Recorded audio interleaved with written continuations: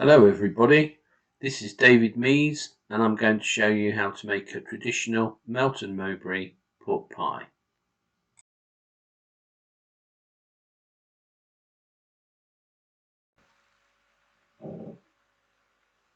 So here we have all our ingredients for the pastry lined up.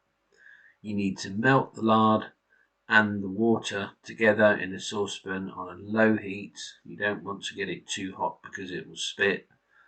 And once that's melted, mix it together with a whisk so that it's all combined together.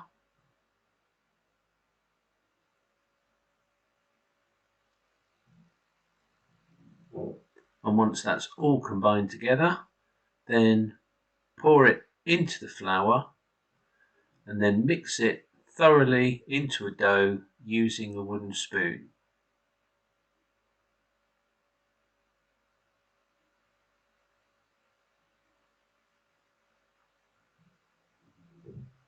Only takes a couple of minutes to do this. This is one of the easiest parts of the whole process.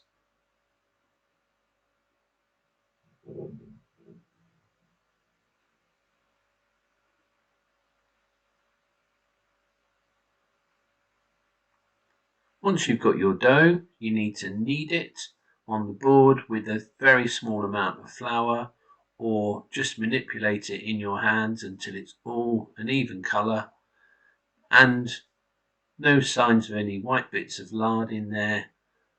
And then that can go back in the bowl into the fridge to cool down, because you can't work with pastry that's warm and soft. The pastry will need 2 hours chilling time at least. Overnight is fine.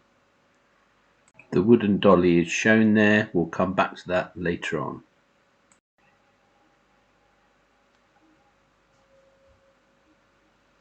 So for our traditional pie, we're going to use pork shoulder. I've got a pork shoulder steak there. It needs to be chopped finely into approximately 5mm dices, and the way to do it easily is to cut 3 or 4 thin slices about 5mm across, and then once you've got those, you can cross cut those to get your small cubes. A small amount at a time is easiest until it's all done. Then you season it, put it into the bowl and put that in the fridge with the pastry, again 2 hours plus.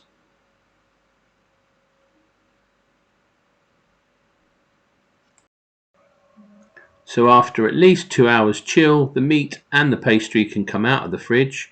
Mine was chilled overnight and the pastry does come out pretty hard. So what you need to do is you need to warm it up and you need to squeeze it until it becomes flexible enough that you can use it to form a disc to then start working that over the wooden dolly. So this takes a good 5 minutes or so if it's been chilled overnight, as mine had. In a moment I'm going to show something that I missed, which was to separate a small piece in order to have some pastry for the lid, round about 1/4 to 1/3, and put that to one side. Doesn't need to be put in the fridge, just put it to one side, and then the rest of the pastry you manipulate into a disc of about 15 to 20 centimeters diameter. Then you lightly flour your dolly and put it in the center of the pastry, pressing down gently until you can see that it's making some indentation there. Then you turn over the dolly and using your thumb make a thumbprint into the pastry. The idea of that is to give you an indicator when you've got the pastry the right thickness, so the thumbprint should disappear by the time you finish getting your pastry formed completely over the dolly. How you do it: with a rocking motion with the palm and the ball of your hand, as you can see in the video. This does take some time. Take it slowly, a little bit at a time, and if when you get it down all the way to the bottom of the dolly you've got no cracks in it or holes in it, then you've done a superb job. Quite often I do find that you get little cracks in it. If you do get a small crack or a hole in it, you can take a tiny bit of pastry from the bottom edge, put it into where the damaged area is, brush it with cold water, and then rub over it with your finger, and that repair works really well. I've done that several times and it seems fine. If you get any really big cracks or big holes, you might have to remove the pastry from the dolly and start all over again.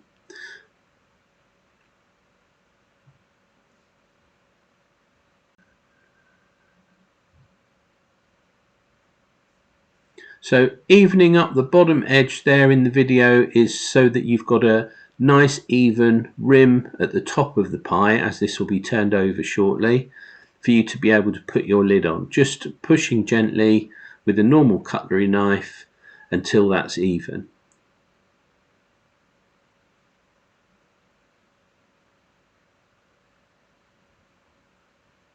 Removing the pastry from the dolly also takes some time. You need to keep a flat knife pushing along the wood, trying not to actually pierce the pastry, just to loosen the seal between the pastry and the wood.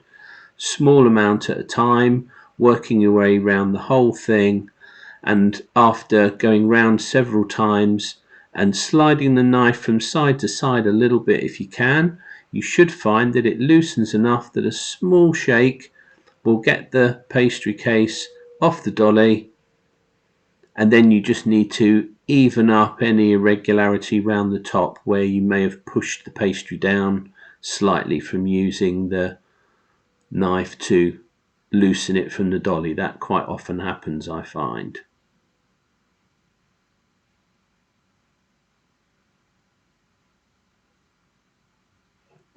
Place the case on greaseproof paper, then you can put your meat filling inside, which has now had a chance to warm up a little bit because it's been out of the fridge while you've been doing the pastry. Press it down slightly if you need to. If it sticks up higher than the rim, you need to push it down slightly just to give you enough room to put the lid on. Take your reserved pastry for the lid, and again you need to manipulate it to warm it up, and then just press it in your palms until you can get it to a disc which is around the same diameter as the top of your pie or slightly more. And then how you make the seal in between the two pieces of pastry is just cold water again. So take your brush around the edge of the disc.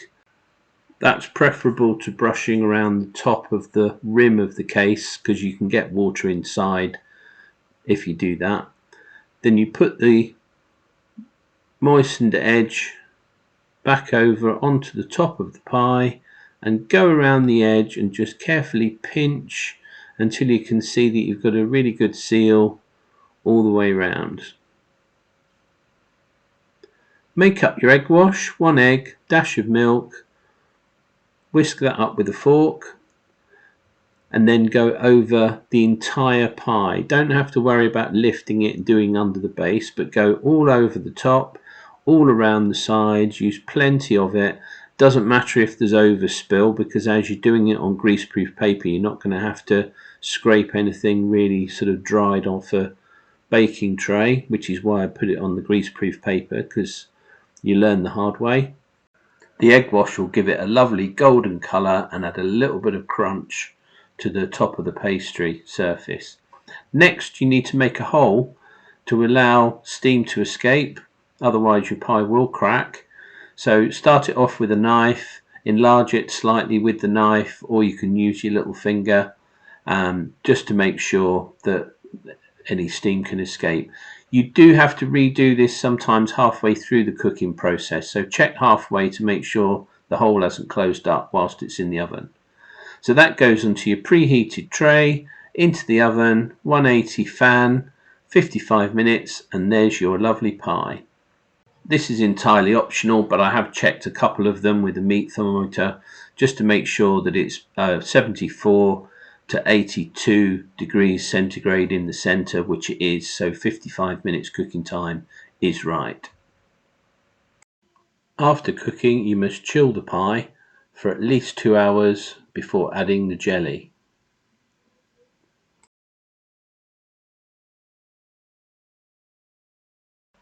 So now we're on to the jellying process.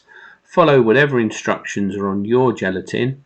The brand that I've got there, I use half a leaf which is pre-soaked in cold water, which is what the instructions say. That will be enough to jelly 50 millilitres of liquid. I'm using water which is boiled a few minutes ago, not immediately.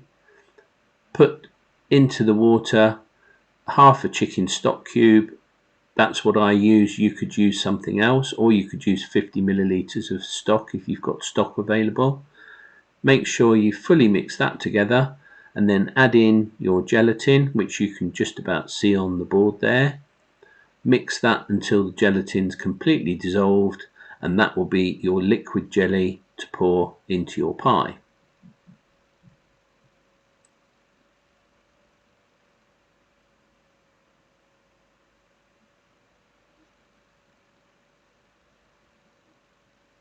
So we need to make some holes in the side of the pie to get the jelly in.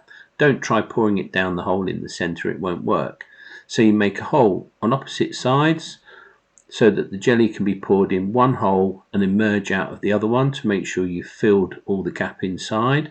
I use a chopstick for this, which seems to work really well, using the thin end first and then the thick end, taking care not to go all the way down to the base of the pie, and with a small amount of wiggle from side to side just to make sure the hole's big enough that the liquid will actually go into it.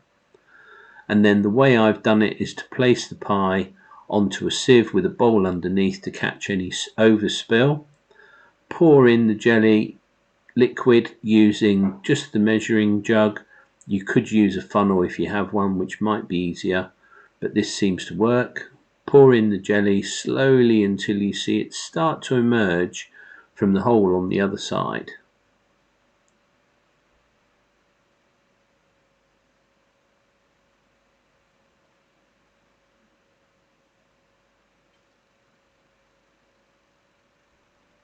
And once you see the jelly starting to emerge from the hole on the other side, you can keep going slowly because it will tend to sink down slightly as it soaks in.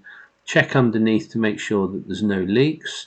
Tip the pie side to side just to make sure you see the jelly emerge from one hole and then the other, and that means it's full inside, and that's completed. So all you need to do now is to put that back in the fridge for the jelly to set, which will be about another couple of hours, onto the greaseproof paper just in case you get some spillage.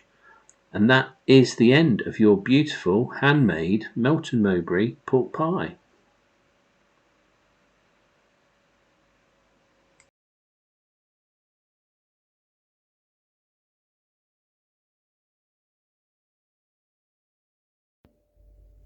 So that concludes my first ever cooking video. Hope you enjoyed it, and I hope somebody out there is going to follow it and be able to make their own pork pie, because it is really quite something. I would like to say that this is the first time I've tried to do this. If I decide to do any more will depend on feedback that I get from this. So if you can drop something in the comments, a like and subscribe would be nice, but you will find that nearly all my videos are nothing to do with cooking, and it's mostly drone flying and planes and all sorts of other flying stuff.